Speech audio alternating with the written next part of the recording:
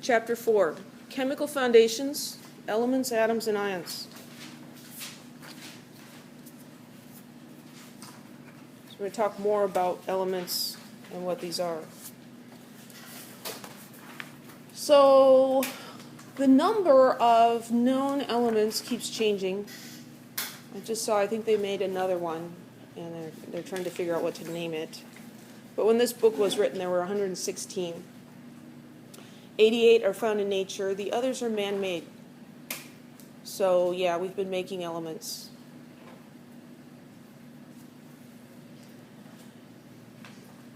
I've already asked you and quizzed you on element names and symbols. I'm not making you memorize all 116. I think there were like 35 or so that we run into most often.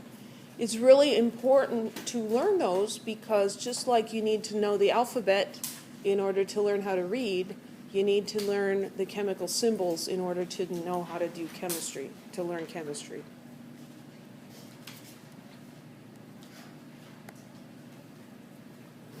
So this is kind of just a gee whiz slide, kind of interesting. This, if you take the Earth's crust, the oceans, the atmosphere, and look at what different elements are present there, this is the breakdown. 49.2% is oxygen. That's a lot. Almost half is oxygen. Well, you think about all the oceans. The oceans are full of water, right? Water has oxygen in it, and the air has oxygen in it.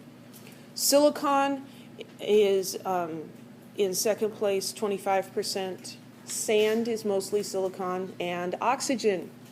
So that kind of makes sense. So the rest of these elements then are pretty small percentages. And again, this is the Earth's crust. This is not the core of the Earth. This is just on the outside. It was kind of interesting. So we use the term element in different ways. Sometimes we mean a single atom of that element, like the element argon or hydrogen, just a single atom. We also use it to refer to molecules of an element. Hydrogen is found as molecules with two hydrogen atoms bonded together. That's the natural state of hydrogen. And we sometimes use it to mean that that element is present in some form. Not necessarily that it's an atom, but maybe it's part of a compound or it's an ion. And so those are three different ways we use the word element. So don't get tripped up by that, in other words.